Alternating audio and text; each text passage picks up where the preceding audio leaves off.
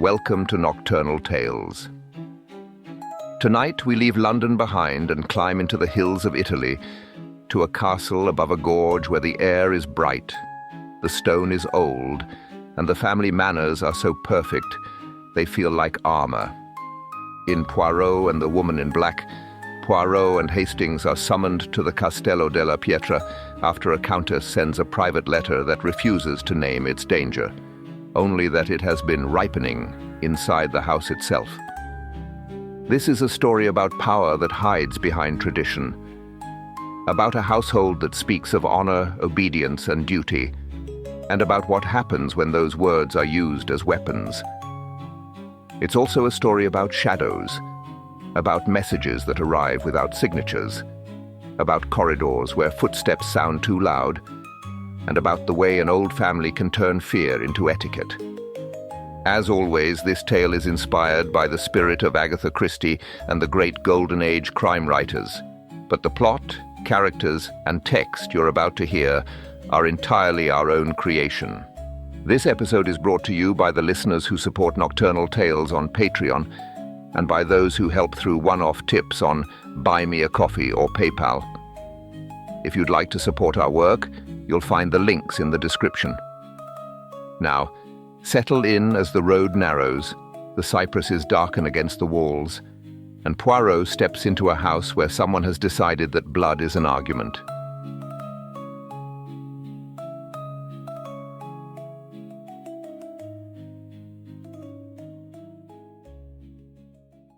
Chapter 1. The House Above the Gorge. It has often seemed to me that there are certain houses which do not so much stand upon the earth as dominate it. They brood, they impose, they gather into themselves over long years the tempers of those who inhabit them, until stone and family appear to have entered into some dark compact. One may arrive at such a place on a fine afternoon, under a blue sky and with the sun warm upon one's shoulders, and yet feel immediately that the house has never truly belonged to the day. It was in the late spring of 1929 that Hercule Poirot and I found ourselves travelling north from Rome into a rougher and lonelier part of Italy than any I had expected to visit. We had gone first to Florence for reasons connected with a jewel theft of no importance to this present narrative, and had every intention of returning peaceably to London. But fate, which has always shown a marked preference for dragging Poirot and me into unpleasant family affairs, had other plans. Our summons came in the form of a letter delivered to our hotel in Rome by special hand. It was written in a fine, slanting hand, bearing at its head a coronet and the name Casa di Varese. The writer, one Contessa Elena di Varese, requested with urgency, but in terms of perfect breeding, that Monsieur Hercule Poirot would come at once to Castello della Pietra, the ancestral seat of her husband's family in the hills above Orsano. She added that the matter concerned no theft, no public scandal, and no vulgar question of police. Rather, it concerned a danger long ripening within the house itself. Poirot read the letter twice, laid it down with precision beside his coffee cup, and steepled his fingers. "A family letter," he said. "Well, naturally," I replied. "It's signed by a countess." Poirot gave me a look of mild pity. "No, Hastings, a family letter. Observe the phrasing. She says not that danger has come to the house, but that it has ripened within it. That is the language not of an accident, but of an inheritance." I confess I did not quite see what he meant, but I had long ago abandoned any hope of seeing at once what Poirot saw eventually.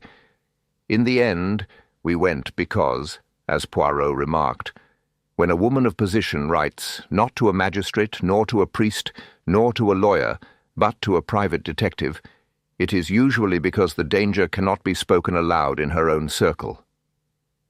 Thus it was that 2 days later we came by motor car through a succession of steep roads and narrow villages into the mountain country of Umbria, where the landscape had something stern and ancient in it that reminded me more of old legends than of modern Europe. We climbed past olives and dark cypresses, past chapels no bigger than tool sheds, and at last turned upon a road so narrow that I leaned instinctively away from the drop, though there was no possible benefit in the movement. Then, as we rounded a shoulder of rock, I saw the castle. It stood upon a ridge of pale stone above a deep gorge, through which a stream flashed white in the sun. The place was vast, irregular, and older than comfort. One wing rose square and severe, another stretched long and low with shuttered windows. From the centre towered a heavy keep, battlemented and grim, like the clenched fist of a dead giant. A chapel clung to one side of it. Cypress trees stood black against the walls. Below, terrace after terrace fell away toward the ravine. "Good Lord," I said. "One might defend a kingdom from there." "Or imprison a family," murmured Poirot. The gate stood open. Our driver crossed a drawbridge of stone arches, passed beneath an immense archway, and drew up in a courtyard whose paving had been hollowed by centuries of wheels. Two servants in dark livery came out. Their faces were expressionless in the manner of old houses. But I noticed at once that they glanced, not at Poirot, but toward an upper loggia overlooking the court, as though measuring whether our arrival had been observed. The woman who received us in the great hall was Contessa Elena di Varese. She was, I judged, somewhere near 40, though anxiety had made a liar of time in her case. She was handsome in the dark Italian fashion, black hair, pale olive skin, fine bones, and large eyes that might once have been tranquil, but were now alive with a fixed and watchful strain. She wore mourning of the simplest kind, though no recent death had been mentioned in her letter. She thanked Poirot in excellent French and greeted me with grave courtesy. There was in all her manner that peculiar self-command one sometimes sees in women who have endured a great deal for a very long time, and have come to value composure as lesser people value sleep. "My husband is absent in Perugia for the night," she said. "That is why I asked you to come now." Poirot bowed. "Then perhaps, madame, you will tell me why my coming must be secret." For the first time she faltered. "Because," she said quietly, "if my husband knew I had sent for you, you would not be admitted to this house again." I glanced about the hall. It was one of the most imposing interiors I have ever seen. A high vaulted ceiling crossed by dark beams, faded banners, family portraits in carved frames, a floor of worn stone partly covered by Eastern rugs, and at the far end a broad staircase dividing left and right beneath an enormous painted saint. Yet for all its richness, the place did not feel lived in. It felt watched. Before Poirot could reply, the sound of footsteps came from the gallery overhead. A young lady descended the staircase with a grace so instinctive that one noticed, only after a moment, how pale and tired she was. She could not have been more than 20. Her features were delicate, almost severe in repose, but softened by a certain sweetness about the mouth. She was dressed in white linen with a dark ribbon at the throat, and she had the air of one who has been educated to dignity, but denied ease. "My daughter, Signorina Beatrice," said the countess. The girl greeted us politely. Her eyes rested on Poirot for a fraction longer than courtesy required. In that glance there was something more than curiosity. There was appeal. Presently another figure appeared behind her, a young priest, slender and earnest, with spectacles and a thoughtful, troubled face. He was introduced as Don Marco, chaplain to the household. Then came a third, Signor Carlo Ferretti, secretary to Count di Varese, a smooth, dark civil fellow of perhaps 35, with careful hands and a voice as polished as boot leather. Last of all, from a side door, there emerged an elderly woman in black, rigid as a spear and seemingly carved from old resentment. This was Zia Caterina, sister to the present Count's dead mother. It struck me at once that though all these persons lived beneath one roof, there was no ease among them, No circulation of warmth, so to speak. Each spoke in turn, each with perfect correctness, but their eyes measured one another in the intervals. It was the sort of politeness one encounters among diplomats just before war is declared. Tea was served in a long withdrawing room opening onto a terrace above the gorge.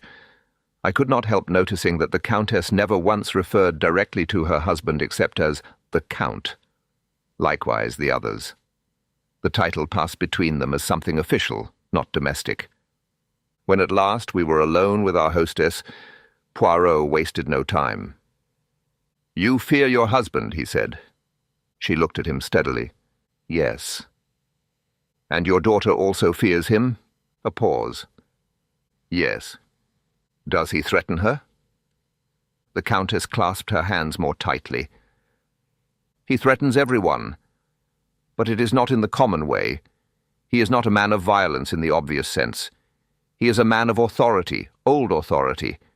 He believes that all who belong to this house belong to him." Poirot nodded as though this merely confirmed something already known. "And Signorina Beatrice? Is there a marriage proposed?" At this the countess turned sharply to him. "How could you know that?" Poirot spread his hands. "In every old family prison there is eventually a marriage key." She made a small, involuntary movement, almost of pain. "My husband has arranged for Beatrice to marry Marchese Lorenzo Alfani," she said. "He is rich, connected, ambitious, and 20 years older than she is. The agreement is nearly concluded." "And the young lady does not consent?" "She obeys." "That is not the same thing," said Poirot softly. "No." There was silence. From the terrace beyond the open doors came the cry of swallows, and far below the sound of water moving over rock. Then the countess spoke in a lower voice. "There is another matter. 2 months ago, my nephew Giulio Malaspina came to stay here. He is not truly my nephew, but my cousin's son, and he and Beatrice were raised almost as brother and sister. My husband has now forbidden him the house." I saw Poirot's eyes sharpen. "Because the young people are attached?" She lowered her gaze. "Yes." "Was there a scene?"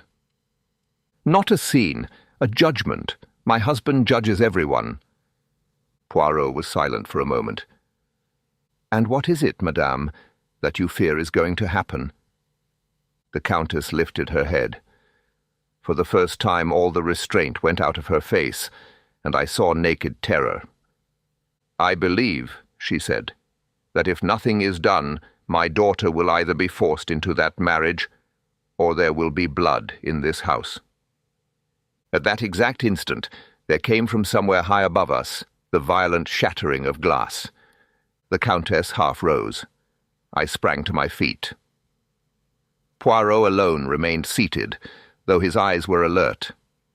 A servant ran in, white-faced and stammered in Italian. The countess answered rapidly and turned to us. "It is from Beatrice's room," she said. "A stone has been thrown through the window." We hurried upstairs. The girl's chamber overlooked the gorge. One tall pane of the casement stood smashed inward across the carpet. Near it lay a heavy stone wrapped with paper and tied with black ribbon. Beatrice herself stood a little apart, pale but composed. Don Marco was with her.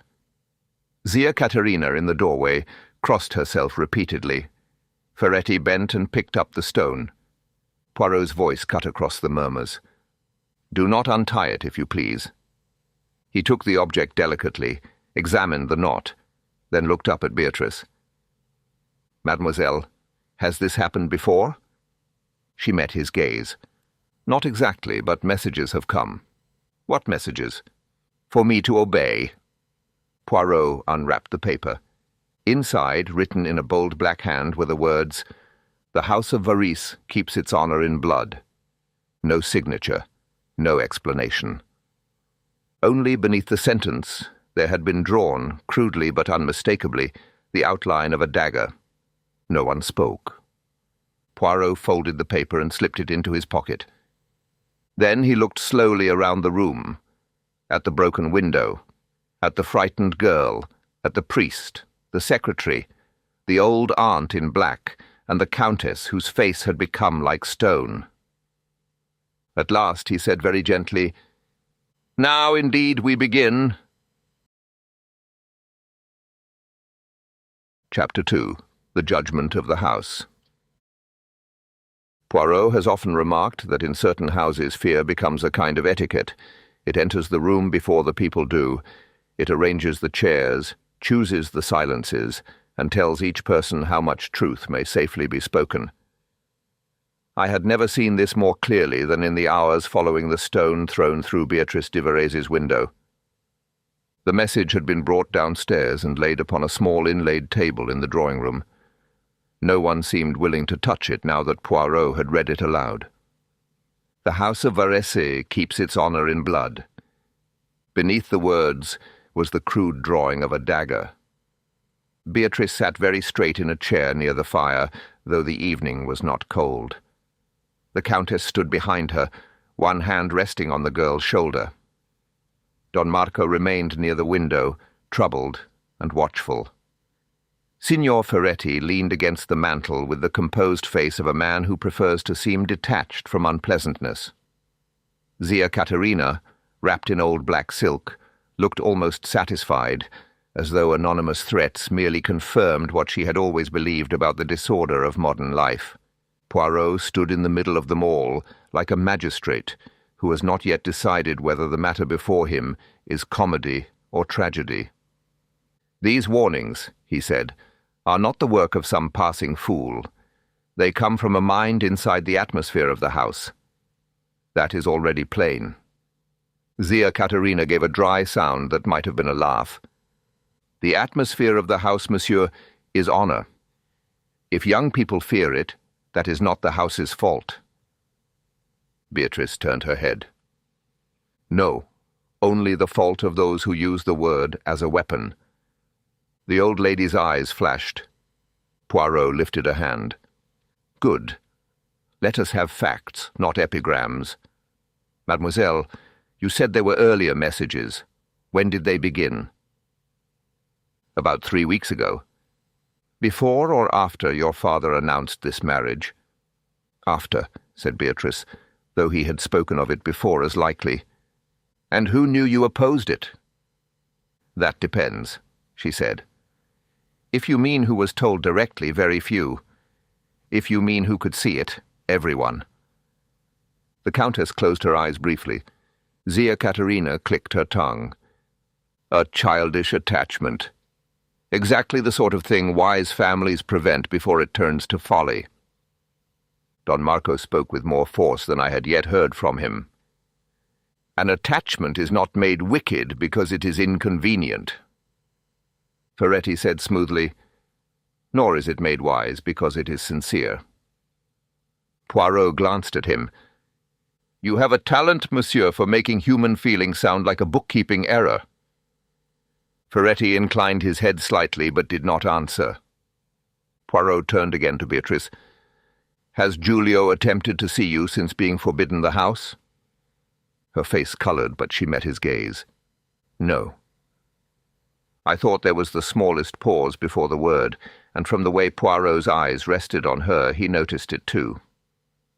Poirot began to ask a series of practical questions. Who could enter Beatrice's room? Which servants had keys?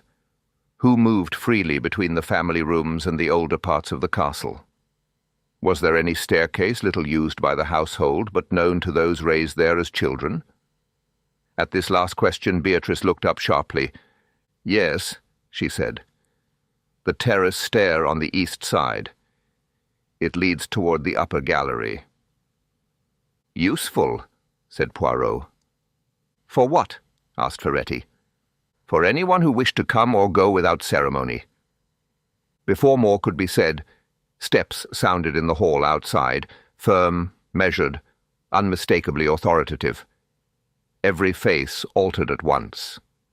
Even the servants at the door seemed to stiffen. "The Count?" said the Countess. He entered a moment later. He was a tall man, broad-shouldered and powerfully built, with iron-grey hair and a severe, composed face that might have looked distinguished in another temperament. In his travelling clothes, dusty from the road, he appeared no less master of the place than if he had been enthroned in state.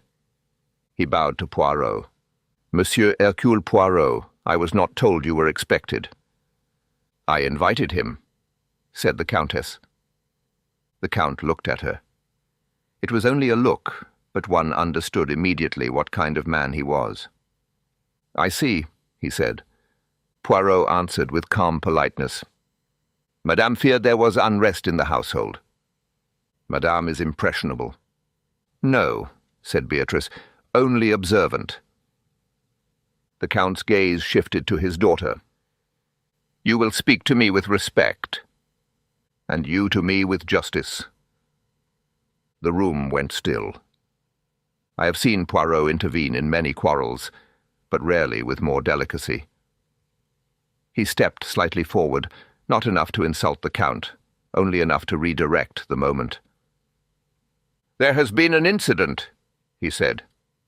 "A stone was thrown through Mademoiselle's window. A message was attached." The Count held out his hand. Poirot gave him the paper. The Count read it once, then again. Nothing in his face changed, but his eyes hardened. "Who has been amusing himself with this?"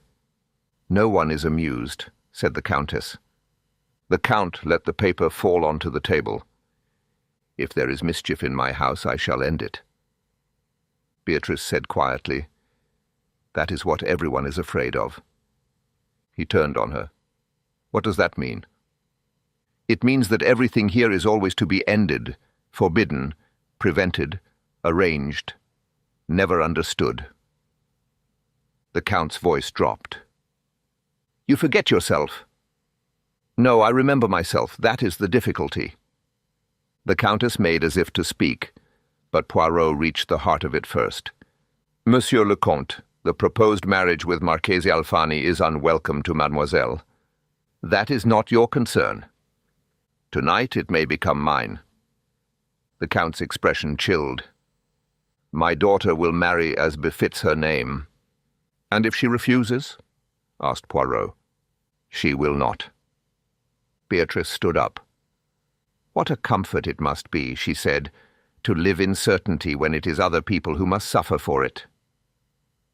The Count took one step toward her.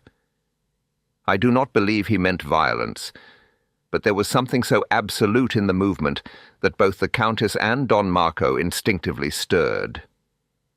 At that exact moment, a servant appeared at the door, nervous and breathless.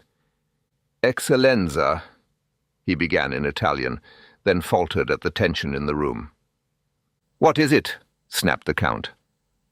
"The East Terrace door, signore. It was found unlatched." Poirot's eyes sharpened. "The East Terrace? That leads toward the stair Beatrice mentioned." No one answered. Then, from somewhere above, faint but unmistakable, came the sound of a door closing softly on the upper floor. We all heard it. The Count looked up first. Beatrice had gone white. The Countess gripped the back of her chair. Poirot said very fast, "Who is upstairs?" No one replied at once. Then Beatrice said almost under her breath, "No one should be." That was enough. The Count strode for the door. Poirot was a second behind him. I followed, with Don Marco close after me. Behind us came the others, the whole frightened household drawn upward by instinct and dread. We crossed the hall, mounted the broad staircase, and gained the upper gallery that overlooked the library below. At the far end, near the arched window above the east terrace, a dark figure stood half-turned from us. For one absurd instant I thought it a woman, so black and still was the outline against the pale glass. Then the figure moved sharply, and I saw it was only shadow and drapery confused by the uncertain light. At the same moment, another man stepped out from the recess by the window. "Beatrice," he began. It was Giulio Malaspina. He had evidently just entered from the terrace stair. He wore rough travelling clothes and a dark cap, as if for concealment. He had taken no more than 2 steps inward when the black figure wheeled toward him. There followed one of those swift, confused seconds which are nearly impossible to reconstruct afterward. A whisper, harsh, urgent, impossible for me to catch. Giulio stopping dead. A hand raised. A violent backward movement. Then Giulio lost his footing beside the stone bench under the window and went down heavily, striking the side of his head with a sickening crack against the edge of the stone. Beatrice screamed. The dark figure darted away from the window side and vanished into the deeper stretch of gallery beyond the turn, too quickly and too dimly for me to identify more than this. It was slight, dressed in black, and moved with surprising speed. The Count was first to reach Giulio. Poirot shouted, "Do not touch him!" Behind us, the Countess reached the top of the stairs and stopped as though turned to ice. Don Marco ran to Beatrice, who was trying to force past everyone to get to Giulio. Ferretti arrived a moment later, breathing hard, and stared with a face of perfect horror. Zia Caterina, black against black, stood near the stairhead and crossed herself once. Poirot dropped to his knees beside Giulio. "Stand back. All of you." Poirot felt for the pulse, then looked up. "He lives." Beatrice gave a broken sob and sank beside the body. Don Marco supported her. The Countess pressed one hand to her mouth. Poirot glanced once along the dark stretch of gallery where the fleeing figure had vanished. Then he said very quietly, "So, the house does not merely threaten, it acts." Chapter 3. The Voice on the Gallery. The doctor came from Orsano in something under 20 minutes, and with him arrived, a little later, the first practical calm the evening had known. Under his direction, Giulio Malaspina was carried into a small room opening off the gallery, where a bed was hastily prepared. The wound at the temple bled freely and looked ugly, but after a close examination the doctor declared that the skull did not appear to be fractured. There was concussion, certainly, a grave shock, danger still, yes, but not immediate death. He would live the night if left in peace. That pronouncement, though it relieved us, did not lighten the house. It merely shifted the terror from one form to another. While the doctor worked, Poirot stood at the window end of the gallery, studying the scene in silence. The lamps now burned fully, and the place had lost its first confused horror. One saw the matter more plainly.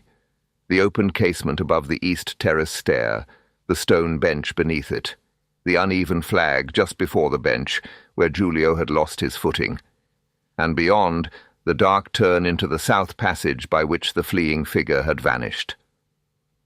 I joined him there. Poirot glanced toward the door of Giulio's room, then back to the flags. The assailant was in place before we arrived. Giulio entered from the east terrace stair, expecting Beatrice. Instead, he found someone already waiting in black. "You think the person knew of the meeting?" "I do not think it. I know it. Giulio came to a fixed place at a fixed hour by a concealed route. That is not the sort of thing a stranger intercepts by luck." This was unpleasantly clear. A few minutes later the Count joined us. He had regained outward composure, but the effort of it showed. His face was pale and rigid, his voice controlled almost beyond nature. "You heard the doctor," he said. "He lives." "Yes," said Poirot. The Count looked at him for a long moment. "What do you want of me?" "For the moment? Exactness? Who in this house knew of the east stair? Who among the household moves freely between old passages? And who profits if fear tightens around your daughter?" The Count answered with cold precision. The east stair had been known to all family members since childhood, and to older servants. It was little used in ordinary life. The south passage beyond the gallery led toward storage rooms, a disused chapel stair, and an old schoolroom wing now occupied only in part. As for Beatrice, No one in the house wished her marriage to Marchese Alfani disturbed, at least no one who favoured order. Poirot's eyebrow lifted. That is a curious phrase, monsieur. Favoured order. Does that include your aunt? My aunt favours authority. And your secretary? Ferretti favours whatever keeps a household functioning. Poirot gave the faintest shrug. Sometimes those are not the same thing. The Count did not reply. Soon afterward, Beatrice was brought to the little sitting room adjoining Giulio's chamber. She had insisted upon seeing Poirot at once. Her mother came with her as far as the door, then withdrew.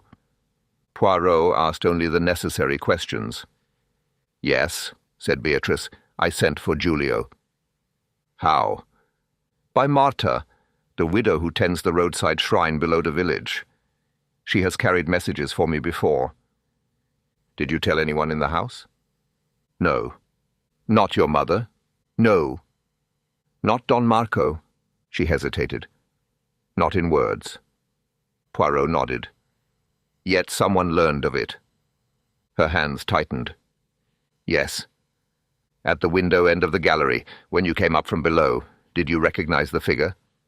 No. I only saw black clothes and a slight shape. At first, for 1 second, I thought it might actually be me reflected in the dark glass. Then Giulio spoke and the figure moved.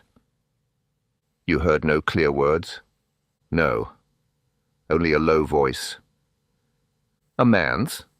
She closed her eyes, trying to recover it. I thought it was a woman's, but I cannot swear it. Poirot said quietly, That is enough. When she had gone, the Countess came in. There was less fear in her now than exhaustion. She sat very straight, but her face seemed 10 years older than when we had first arrived. You see now why I wrote to you, she said. Yes. Who in your view most worships the idea of family authority? She answered at once.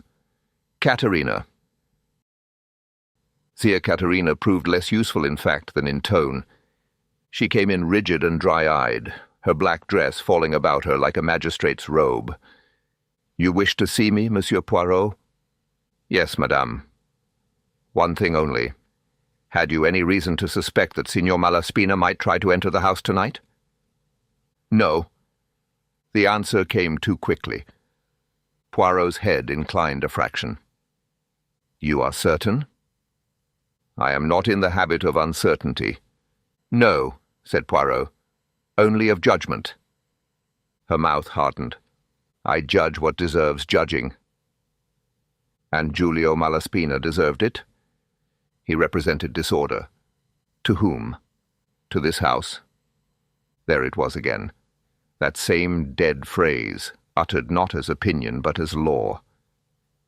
Poirot said mildly, You speak of the house as though it were a living sovereign.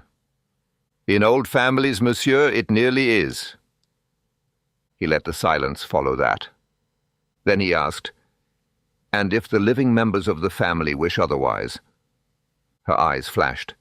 Then they are weak. Poirot rose. Thank you, madame. You have been very clear. She gave him a look of cold dislike and left without another word. When the door had shut, I said, Well? Poirot adjusted a cuff. She does not answer questions. She pronounces sentences. That is always dangerous. Ferretti followed. He came in as polished as ever, but with a new caution under the polish, as though each word had been weighed before it was spoken. Poirot wasted no time. In the drawing-room, before the servant entered, did anything strike you as unusual? Ferretti considered. Only the general tension. The message had unsettled everyone. Nothing else? No sign that Signorina Beatrice was expecting some further disturbance? The secretary gave a small, careful shrug. She was agitated, but in the circumstances that was hardly remarkable. Poirot watched him, and when the servant announced that the east terrace door had been found open, then it was obvious that someone had entered from outside. Obvious to everyone? I should think so. Even before we heard the sound above? Ferretti paused only a fraction. The open door and the sound together made the matter plain. Yes, said Poirot. Plain enough that someone in the house had chosen his route very well. Ferretti's expression did not alter. You refer to Malaspina. I refer, said Poirot, to the person who was waiting for him. For the first time the secretary's eyes shifted. In a household such as this, Monsieur Poirot, secrets do not remain secret for long. No, said Poirot. That is precisely what interests me. Someone learned of the meeting, understood the stare, and reached the gallery before the rest of us left the drawing-room. Ferretti folded his hands. Then Signorina Beatrice was watched more closely than she knew. By whom? He lifted his shoulders. By anyone with eyes. This house has very little privacy. Exactly, said Poirot. Ferretti inclined his head slightly, but added nothing more. He had answered very little, yet not without use. The carabinieri came shortly after midnight. Their officer, Bardi, was a sensible man who listened more than he spoke. Poirot walked him through the timing, the east stair, and the interception on the gallery. Bardi asked only one question that mattered. So the assailant was already in place before the rest of you came upstairs? Yes, said Poirot. That is the point on which everything turns. Bardi nodded. Then we are not looking for rage after the fact. We are looking for preparation. When he had gone to take the remaining statements, Poirot and I withdrew at last to our rooms. Well, I said. Poirot stood by the window, though there was nothing to be seen beyond the black glass but the reflection of the lamp. It narrows, he said. That is the chief thing. To what? To someone inside the household circle. Someone who learned of the meeting, understood the route, and arrived first. And the figure? He was silent for a moment. Still most likely a woman, or someone who knew the value of appearing as one. Before I could say more, there came a hurried knock. It was Beatrice, shawl over her shoulders, her face pale but controlled. Monsieur Poirot, she said. Julia woke for a moment. Poirot crossed to her at once. And? He was not fully conscious, but he spoke. What did he say? She swallowed. First he said, it was not your father. Poirot's expression sharpened. And after that? Her voice dropped. He said, the woman in black.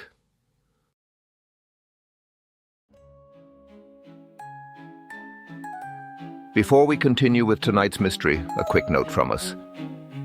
Nocturnal Tales is not leaving YouTube. We will still upload one new episode here every week. However, from now on, only the 10 most recent episodes will remain available on YouTube at any one time. When a new story is uploaded, the oldest of those 10 will be removed. So if you listen only on YouTube, you may already be missing a large part of the Nocturnal Tales archive. Patreon remains the main home of the channel. That is where you will find the full back catalogue, new episodes first, and the best way to support our work directly. But we also understand that not everyone wants or is able to support financially. For that reason, the full catalogue is also available to listen to on Spotify and now on Apple Podcasts as well. New episodes arrive there shortly after Patreon. You will find all the links in the description below. Thank you, as always, for listening and for supporting Nocturnal Tales in whatever way you can. And now, let us return to the case. Chapter 4. Morning in the South Wing. The effect of Giulio's whispered words upon Beatrice was singular. She did not cry out, nor ask the obvious question, nor begin at once to accuse. She merely stood quite still in the doorway, one hand upon the jamb, as though the phrase had struck her not as a solution, but as the opening of a deeper and more dangerous uncertainty. "The woman in black," she repeated. Poirot's voice was very gentle, Yes, but in this house, mademoiselle, that is still a description, not a name.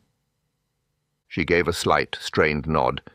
Then, because youth can endure only so much self-command before it breaks, she turned away and went quickly back along the corridor toward Giulio's room. Poirot did not stop her. When we were alone once more, I said, "Well, that sounds plain enough." "No," said Poirot, "it sounds dramatic enough. That is another matter." "But surely he means Zia Caterina." "Perhaps. Or perhaps he means simply what he said. A woman dressed in black, seen half-consciously in poor light. In this house one must be cautious. Mourning is practically a uniform."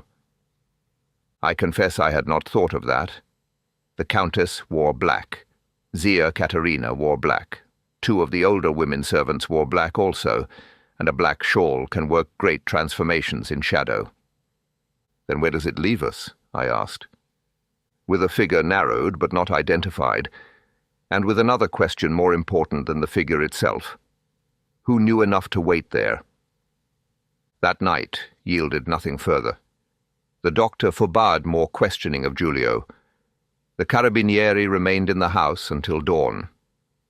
The servants moved about like persons attending not upon a family, but upon a contagion. Toward 3 o'clock I slept from sheer exhaustion. When I woke, sunlight lay cold and clear upon the floor, and Poirot, already dressed, was standing by the window with his coffee untouched. "You have not slept," I said. "A little." He had not slept at all, of course. "What now?" "Now, Hastings, we look at the house in daylight. Houses often lose half their mystery with the lamps out and the shutters opened." We breakfasted privately. No one from the family appeared. The countess sent word that Giulio had passed a quieter night and was sleeping. The count, it seemed, had gone out early with the maresciallo to examine the outer terraces and the east stair from below. Poirot was much pleased by this. "When the proud begin to cooperate with the police," he said, "they have already admitted something to themselves." We went first to the east terrace. Seen by day, the stair up which Giulio had come was narrow but by no means impossible. It clung to the outer wall, half hidden by cypress shadow and stone balustrades, and gave directly onto the arched casement at the end of the gallery. A person who knew the place could come and go there with very fair chances of avoiding the main servants' routes. From below, however, one saw also another fact. A second path branched off near the old chapel wall and led round toward a lower postern. Poirot stopped and looked at it. "That," he said, "is interesting." "Why?" "Because it offers choice. And where there is choice, there may have been arrangement." He would say no more. From there we went through the south passage, now thoroughly searched but still oppressive. By daylight it was less sinister than shabby. Faded panelling, disused rooms, a chest of vestments near the chapel stair, an old schoolroom with a cracked globe in one corner, and a lumber room of broken chairs and moth-eaten hangings. Yet the passage retained one quality, not improved by the sun. It was ideal for movement unseen. A person standing at the turn, just out of view from the main gallery, could hear steps from below, see the window end clearly, and escape in 2 directions. That, plainly, had been the route of the fleeing figure. Poirot spent 20 minutes examining the floor, the panelling, and the latch of the schoolroom door. At last he stooped and picked up from the threshold something I could not see. "What is it?" "A thread." "Well?" "Black silk," said Poirot, "or a very good imitation of it." That sounded to me highly significant, but Poirot merely slipped it into an envelope and moved on. He next asked to see Beatrice's room again. There, on the writing table, were the 2 earlier anonymous warnings she had mentioned before the attack. Poirot laid these beside the latest message and studied them together in silence. "What do you make of the hand?" I asked. "It tries too hard," he said. "To be disguised?" "No, to be authoritative." That struck me as exactly right. The letters were thick, deliberate, and almost schoolroom in their uprightness, as though whoever wrote them wished not merely to threaten, but to sound like a decree. Poirot then requested through the countess writing samples from all principal members of the household. This caused a little stir, but less than one might imagine. After the night's events, people had become resigned to indignity. The Count wrote in a narrow aristocratic hand, elegant and severe. The Countess's script was finer and more flowing. Beatrice's was quick, youthful, and expressive. Don Marco wrote like a scholar. Ferretti's hand was clear, regular, and professional, exactly the hand one expects from a secretary who drafts letters for others and keeps accounts without blotting. Zia Caterina's, by contrast, was old-fashioned, angular, and shaky in places, but still forceful. Poirot compared these privately and said only, This was unhelpful. At noon, the Count asked to speak with him alone. I was present, however, by Poirot's usual indulgence toward my curiosity. We found the Count in the library, standing before the long table of estate papers. In the daylight, the room had lost its nocturnal menace and become again what it must long have been, the working centre of the house. Maps lay open, correspondence sorted in bundles, account books stacked with military neatness. Ferretti's realm, I thought at once. The Count came directly to business. Marchese Alfani has been informed that the marriage discussions are postponed. Postponed? Murmured Poirot. The Count's jaw tightened. I will not have gossip reach him before a proper explanation. Ah, said Poirot, the difference between delay and retreat is one of vocabulary. The Count ignored this. You have now heard from my daughter, my wife, my aunt, my secretary, the priest, and the servants. Whom do you suspect? Poirot folded his hands. I suspect, monsieur, that for years this house has made intimidation sound like duty. Last night someone took advantage of that. That is not an answer. It is the only honest answer at present. The Count took this badly. You speak always of the house as though Stone and Discipline committed the assault. No, said Poirot. A person committed it. But in such places one must study the climate as well as the hand that strikes. The Count turned away and stood looking out toward the gorge. After a moment he said more quietly, My aunt is severe, my wife is fearful, my daughter romantic, my priest sentimental, my secretary practical. Which of them, in your opinion, is likeliest to violence? Poirot answered at once. The one who believes most completely that violence can still be called righteousness. The Count looked back at him sharply, but Poirot had already changed the subject. I should like to know more of Signor Malaspina. The Count's expression hardened again. He is the son of my wife's cousin. Good family.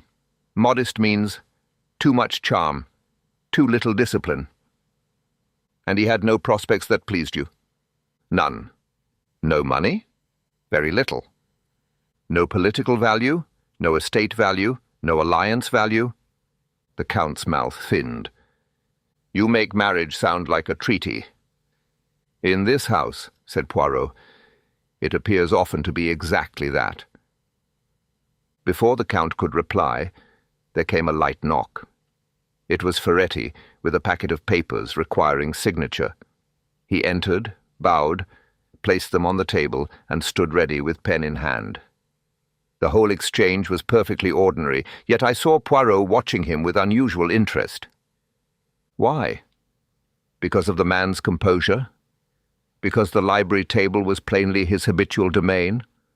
Or because in a house so governed by documents, a secretary has access not only to papers, but to private rhythms, to letters, movements, delays, arrangements, opportunities. When Ferretti had gone, Poirot's eyes rested on the open dispatch book he had brought.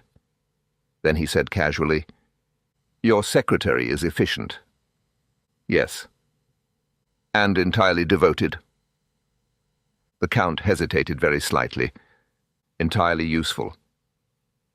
That distinction did not escape Poirot. In the afternoon, Giulio was judged well enough to answer a few careful questions. Beatrice was not present. The doctor insisted upon that. Poirot and I went in alone. The young man was weak, but lucid. A bandage crossed his temple, and the shock of the fall had taken all colour from him. Yet I liked him at once. There was honesty in the fellow's face, and something of courage, too. "Forgive this," said Poirot, taking the chair by the bed. "But a little truth now may prevent a great deal of foolishness later." Giulio managed a faint smile. "I shall do what I can." "You came by arrangement to the gallery window?" "Yes." "With Signorina Beatrice?" "Yes." "Did anyone else know?" "Not from me." "Did you tell no one at all that you meant to return to the castle?" Giulio hesitated. "I told only Marta that I might need the east stair." Poirot's brows rose. "The widow at the shrine?" "Yes. She told me when I was a boy that saints forgive climbing where counts do not." Even Poirot smiled at that. "And when you reached the gallery?" "I saw a figure by the window, small, in black. I thought it was Beatrice until it spoke." "A woman's voice?" "Yes, low, hard to place." "What did it say?" Giulio closed his eyes, forcing the memory. Something like, "You should not have come." Then, "For the honour of the house." "What then?" I moved closer. I wanted to see the face. The person stepped back or sideways, I am not sure. Then there was a push, not a blow, a shove here. He lifted one weak hand to his chest. And then I slipped. "Did you see the face?" "No. Only darkness, cloth, and the voice." Poirot simply nodded, and we left. "Outside the room," I said. "That gives us very little." "It gives us enough," said Poirot. "A push, not a blow, a prepared intercept, a phrase repeated from the messages, and an assailant who relied on darkness more than strength." He paused, then added, "And now, Hastings, I wish to speak with Marta at the shrine." "With the widow? Why?" "Because secret meetings are like funerals and weddings. Someone always knows before the principals believe it." That evening the house dined together for the first time since the attack. I shall not soon forget that meal. The Count sat at the head, as always, but the habit of authority had acquired strain. The Countess spoke little. Beatrice did not raise her eyes more than twice. Don Marco wore the face of a man silently arguing with Providence. Zia Caterina was dry and upright as a spear, but if possible more silent than usual. Ferretti alone preserved the forms of ease, offering bread, summoning servants, filling pauses with smooth remarks about the weather, the estate roads, and the doctor's reassuring opinion, as though conversation itself were another thing he must keep orderly for the family. Poirot watched them all. When we rose from table, he said quietly to me, "No reveal tonight, Hastings." I stared at him. "No what?" He gave me a look of irritation. "No conclusion. The case advances, but it is not ripe. One must not pluck the fig before it softens." That was Poirot all over. And as it happened, he was right. For before the night ended, a fresh disturbance came, not on the gallery this time, but from the library below, where a servant, entering to close the shutters, found that one of the estate dispatch books had disappeared from the long table. Not money, not jewels, a book of records. Chapter 5. The Missing Book.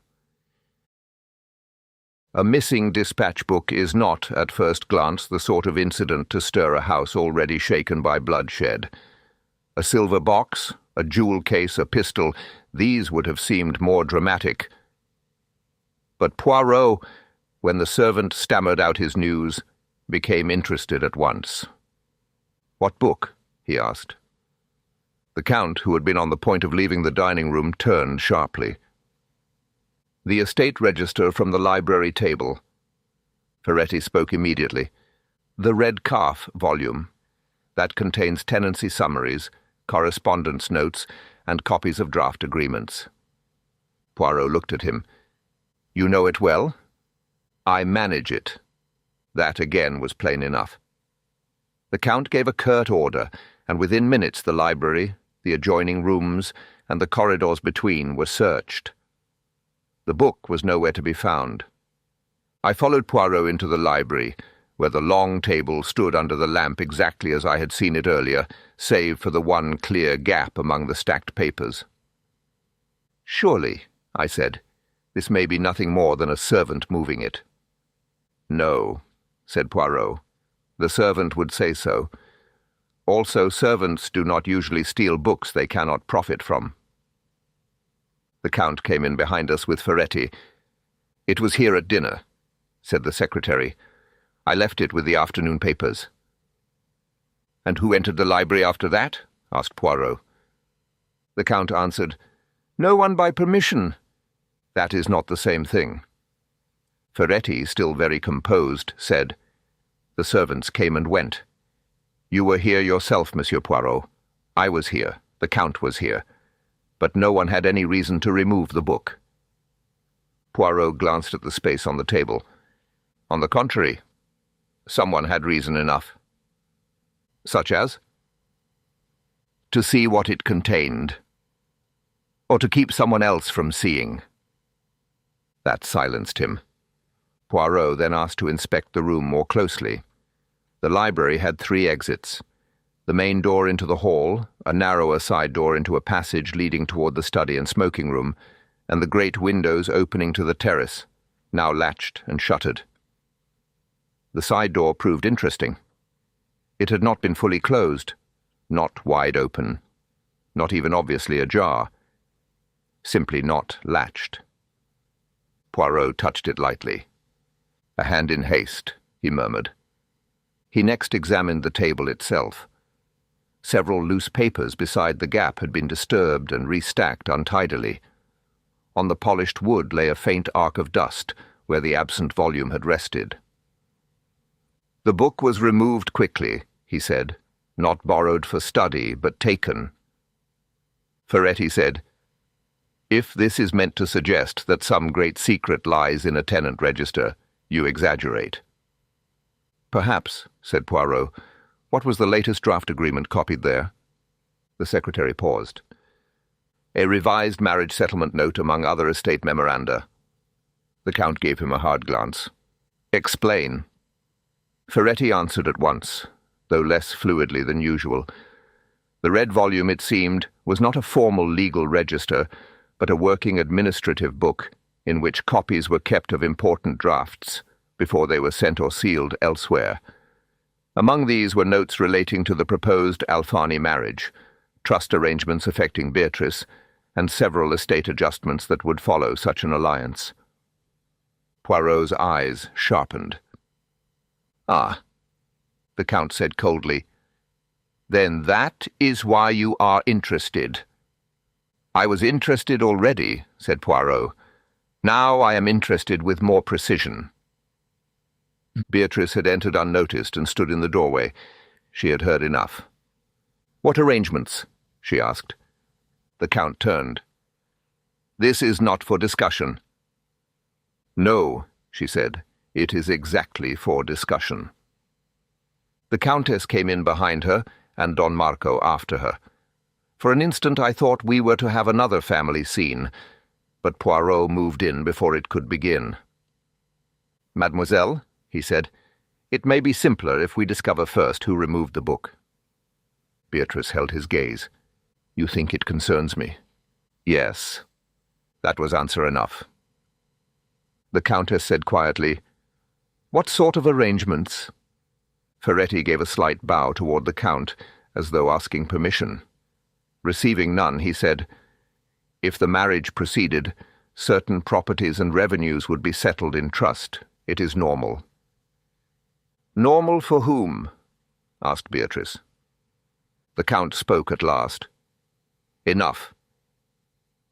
But the damage was done. One could feel it in the room. The missing book was no longer merely a missing object. It had become another sign that Beatrice's life had been handled on paper before she herself had been allowed to live it.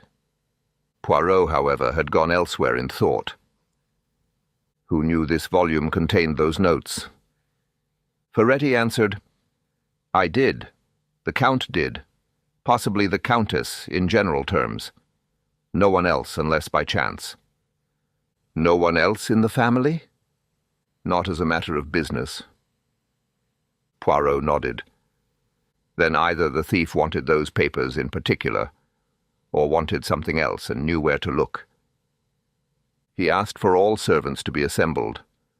One by one they came, the butler, the under-footman, 2 maids, the elderly housekeeper, the cook, and a stable hand summoned from the yard. Their answers produced nothing decisive. The library had been dusted in the afternoon, lamps lit at dusk, coffee brought after dinner, and shutters to be closed later in the evening. No one admitted touching the book. No one had seen it carried out. When the servants were dismissed, Poirot remained thoughtful.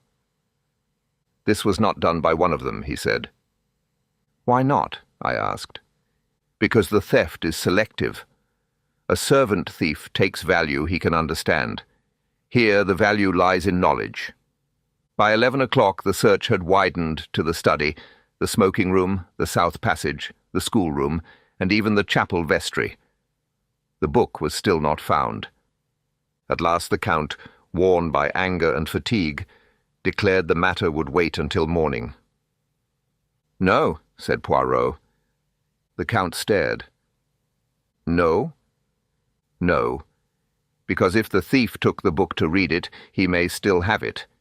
If he took it to remove a page, he may already be at work." That produced an immediate fresh stir. The Count ordered the search resumed. Poirot, however, did not join the others. Instead, he led me quietly out into the passage beyond the library and stood listening. After a few moments he said, "Hastings, go to the main hall. Do not let anyone pass up the south stair without my seeing it." "And you?" "I am going to the one place where a person hides papers when he does not wish to carry them far." "Which is?" "The room nearest his own authority." This was obscure, but I obeyed. For perhaps 10 minutes nothing happened. Then I heard a door open sharply from the study side, followed by Poirot's voice. "Ah, as I thought." I hurried back. He was standing in the Count's small private study beside the writing desk. The room, panelled and severe, communicated with the library by the narrow side passage. One drawer of the desk stood open. Inside lay the missing red volume. The Count, Ferretti, and the Countess arrived almost together. "My study," said the Count, astonished. "How came it there?" Poirot closed the drawer gently. "Someone placed it here recently, not to steal it permanently, but to read it and perhaps replace it later." "Who?" snapped the Count. "That," said Poirot, "depends partly on what has been altered."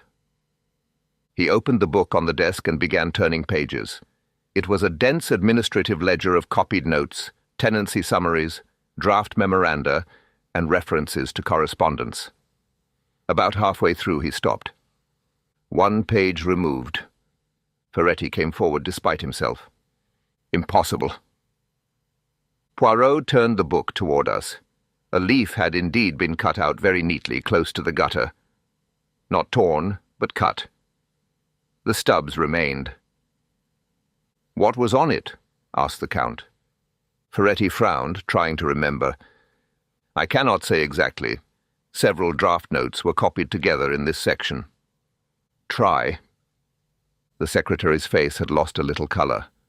A note on the Alfani settlement. A memorandum on succession contingencies if there were no issue. Something else. A family reference, perhaps. Poirot looked up at once. "A family reference?" Ferretti hesitated. "Yes. I sometimes copied background notes from older archives if they affected property questions, such as legitimacy, entail, prior claims, said Poirot. Yes. The room went very still. Beatrice, who had followed the others in and now stood at the threshold, said in a low voice, "You mean someone cut out a page about my marriage and the family claims attached to it?" No one answered her directly. Poirot closed the book. Then we begin again, but with a narrower object. Not who took the whole book. That was temporary. But who needed one page. This changed the shape of everything. A missing volume could be dismissed as confusion. A surgically removed page could not. Poirot asked at once for the scissors and knives used that evening in the library and dining room. Several were produced. None, so far as I could tell, showed anything. He then asked to see the wastebaskets in the library, study, and adjoining rooms. These yielded only ash, envelopes, and trivial scraps. But in the grate of the study, among the day's grey ash, Poirot found one small blackened curl of paper not fully consumed. He lifted it with the tongs and laid it on a sheet of blotting paper. "What can you see?" I asked. "Very little, which is exactly why people burn things." Still, under the lamp there remained the faint edge of ink and a single surviving word fragment. "Birth." Nothing more. The Count saw it and said sharply, "That proves nothing." "No," said Poirot, "but it points." "To what?" "To the removed page, touching not merely property, but family origin." The Count's face shut like a door. Beatrice looked from one to the other. "What does that mean?" Again no one answered. It was the Countess who broke first. She had gone very pale. "It means," she said, "that in this house papers may matter more than people." Poirot did not contradict her. The hour was too late, the strain too great, and the house too frayed for more progress that night. The servants were sent to their beds at last, though I doubt many slept. A constable was placed by the study, another near Giulio's room. The Count remained in the library with the removed page book before him, looking less like a master of estates than like a man who has begun to suspect that his own machinery conceals things from him. When we were back in our rooms, I said at once, "This has changed the case." "It has enlarged it," said Poirot. "In what way?" He sat down at last, very neat even at 1 in the morning, and folded his hands. "The attack on Giulio was to prevent a meeting. The missing page is to prevent a discovery. Sometimes the two motives are the same, sometimes they are merely allies." "And you think the page concerned Beatrice's marriage settlement?" "Partly."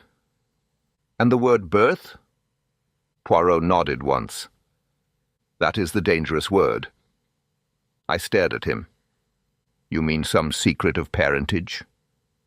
"I mean," said Poirot, "that old houses are built on blood, marriage, inheritance, legitimacy, and pride. Remove any one of those, and the walls begin to crack." "And who took it?"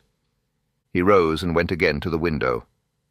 "Tomorrow," he said, "we speak with Martha, then with the archives, then perhaps with the dead." "With the dead?" "The ancestors," said Poirot impatiently.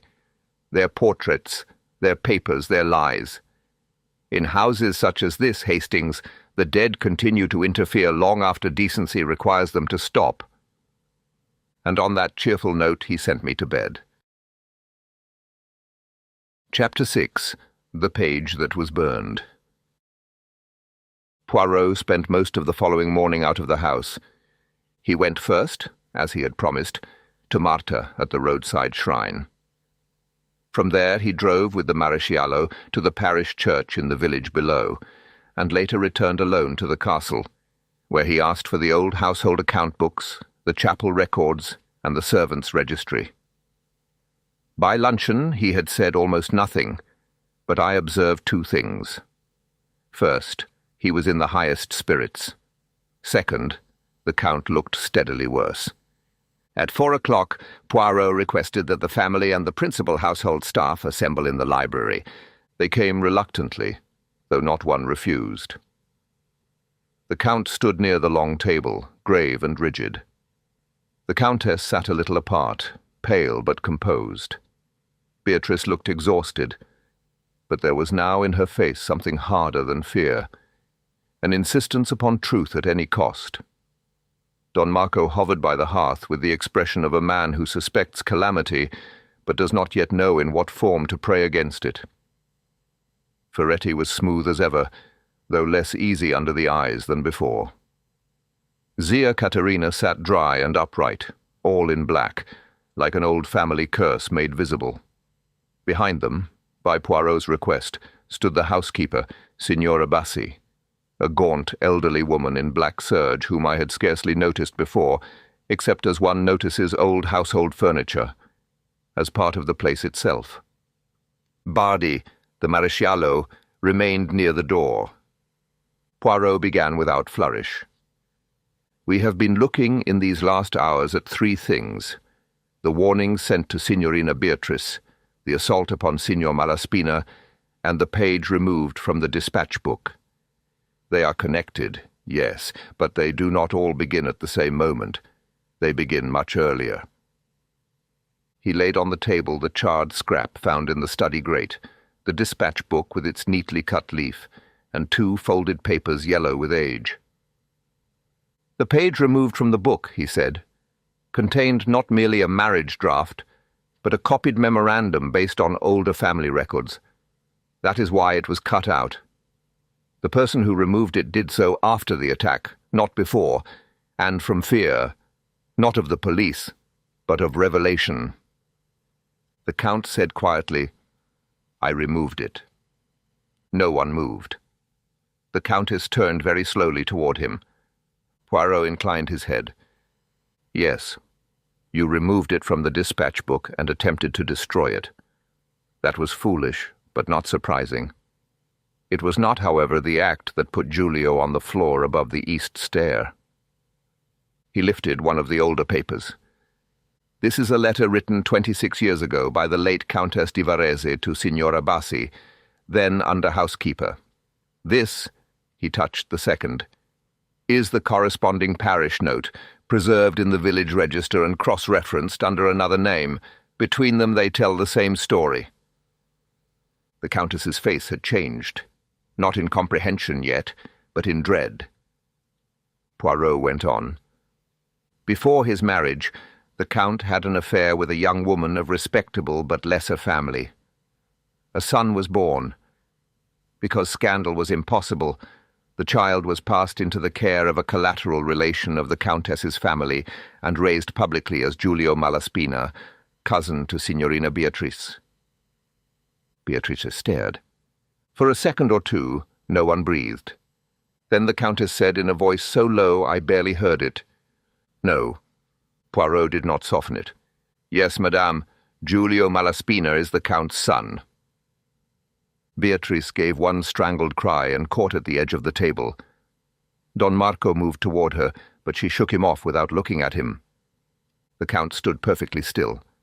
It was, I thought, the stillness not of dignity, but of a man who has run out of movement. Poirot continued, "That is the truth the removed page concealed.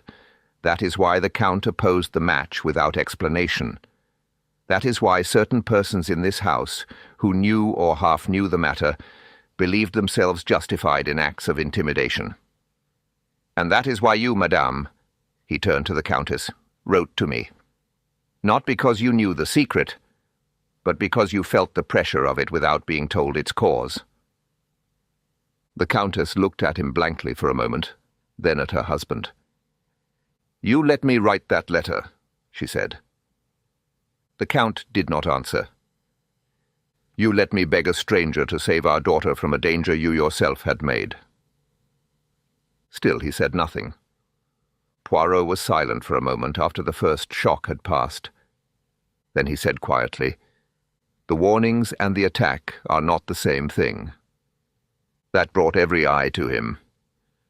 The warnings, he went on, were written by someone who worships the language of blood, duty, and obedience. That hand I leave for the moment where it belongs, in the atmosphere of this house, and very near one person in particular. His glance flickered only briefly towards Zia Katerina. But the act on the gallery was another matter altogether. It was not doctrine. It was panic. The Countess had gone very still. Poirot turned to her. "Madame, when did you learn the truth?" No one moved. The Count said sharply, "Elena!" She raised one hand without looking at him. Poirot repeated more gently, "When did you learn that Giulio Malaspina was your husband's son?" The Countess closed her eyes. "This afternoon," she said. Beatrice made a broken sound. Poirot inclined his head. "Yes. You found it not in the archives themselves, but in the absence from them. The missing page, the correspondence notes, the inconsistency in dates. You pressed your husband. He did not tell you everything, but he told you enough."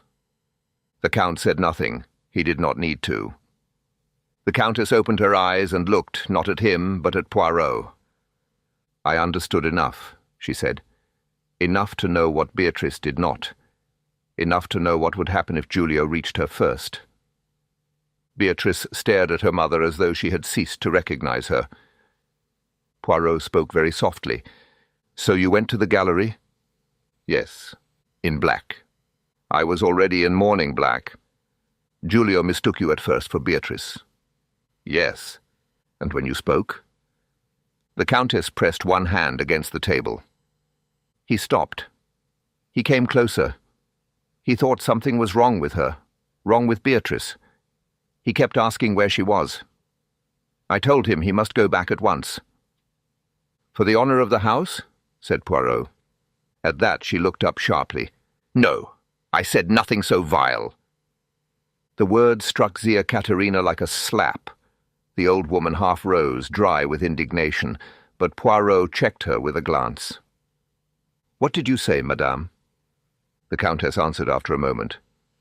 "I said, you must not see her, you must go." He would not listen. He tried to pass me.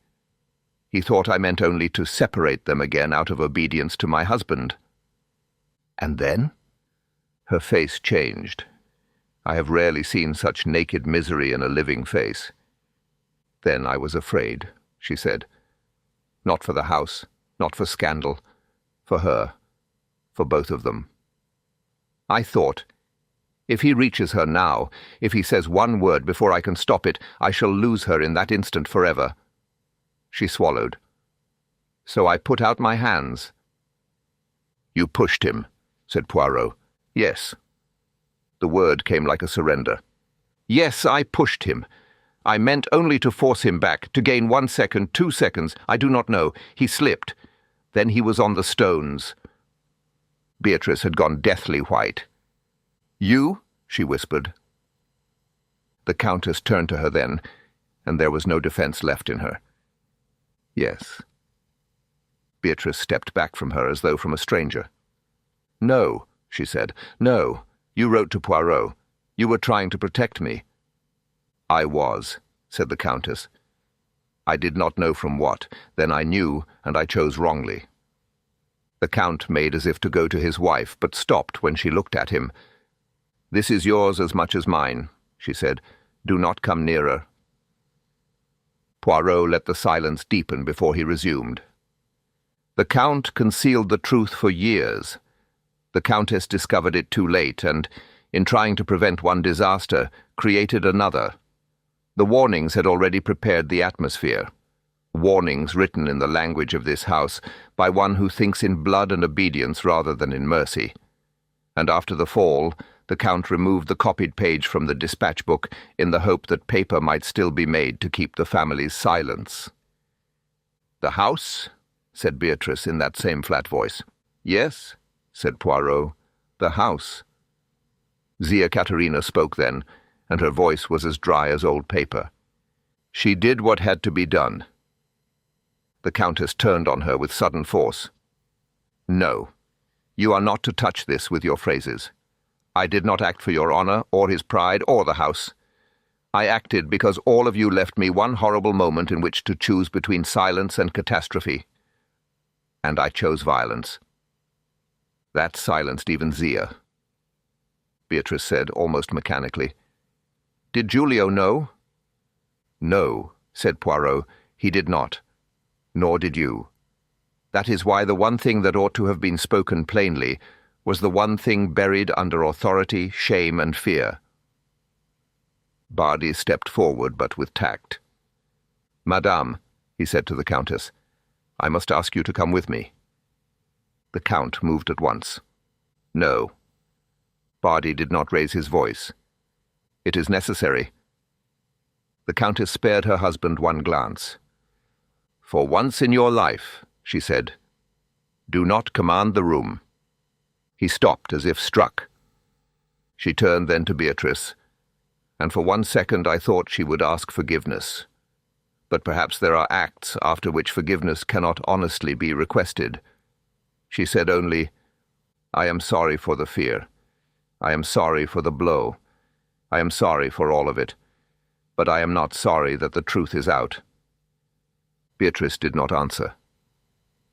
When the Countess had gone with Bardi, the library felt at once emptier and more exposed, as though some curtain had finally been torn down, and the room did not know how to arrange itself without it. Poirot gathered the papers on the table. There remains only this, he said. If the Count had spoken when the attachment first became plain, there would have been pain, certainly, and perhaps scandal. But there would not have been warnings, a meeting by stealth, or blood on the stones. Secrecy prepared the crime, panic merely performed it. The Count sank into a chair and seemed suddenly diminished, not merely shamed, but reduced, as though his long command had rested on nothing firmer than people's habit of obeying him. Zia Caterina stared into the fire with the face of a defeated fanatic. Ferretti, who had nothing at all to say, began straightening papers that did not need straightening. Don Marco stood very still beside Beatrice, not touching her, which was wise. The Count said, after a long time, What is done cannot be undone. No, said Poirot. That is why one must think before building a life on concealment. It was merciless. It was also deserved. We left the next morning. Giulio had been told enough to understand that he and Beatrice could never marry, and why. He bore the knowledge with a stunned decency that made me like him still more. Beatrice had seen him once before our departure. There was no romance in the meeting now, nor melodrama, only the grave sorrow of two young people damaged by the sins of others. As our motorcar descended the road from Castello della Pietra, I looked back at the great house above the gorge. It still stood in all its pale mass and old pride, but no grandeur remained in it for me. It seemed merely a monument to postponed truth. Well, I said after a long silence, that was not a happy business. No, said Poirot. I had suspected pride, tyranny, inheritance, 6 ugly things, but not that the final act would come from the one person who had actually asked for help. He nodded. Yes, that is why her letter mattered. She saw the danger before she knew its name. When she finally learned it, she could not bear the form it had taken. And Zia Caterina? Poirot gave a small shrug. She supplied the moral poison. The Count supplied the secrecy. The Countess supplied the hand. It is very seldom that a house is destroyed by one person alone. We drove on. At last I said, Then the house survives after all. Poirot settled himself with a faint sigh. Oh, yes, Hastings. The house survives. It is people who pay for its survival. Then, after a moment, he added, But at least this time the truth was not buried with the stones.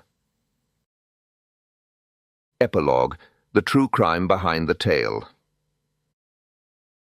The shadow behind this story lies in the case of Beatrice Cenci, one of the most notorious family crimes of Renaissance Italy.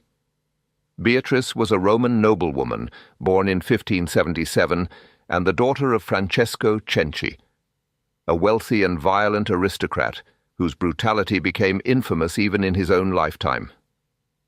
The family's fate became bound to the lonely stronghold of La Petrella, where Francesco kept Beatrice and his second wife, Lucrezia Petroni, under harsh control. In 1598, Francesco Cenci was killed at La Petrella after a plot formed within the household. The murder was staged to resemble an accident. His body was thrown from a height, and for a time the deception nearly held. But the authorities investigated, the conspiracy unraveled, and Beatrice, Lucretia, and Beatrice's brother Giacomo were arrested and condemned. What made the case endure was not merely the murder, but the moral horror surrounding it. Later tradition held that Francesco had abused Beatrice terribly, and public sympathy in Rome ran strongly in her favor even after conviction. Yet Pope Clement VIII refused mercy. On September 11th, 1599, Beatrice was executed, and her death passed quickly from criminal record into legend. That is the true crime beneath the fiction. Not a drawing-room puzzle, but a house poisoned by cruelty, secrecy, and power until murder seemed, to those trapped inside it, the only escape. In that sense, the old story has never really lost its force. Grand houses often look most respectable from the road. It is when one enters them that the real history begins.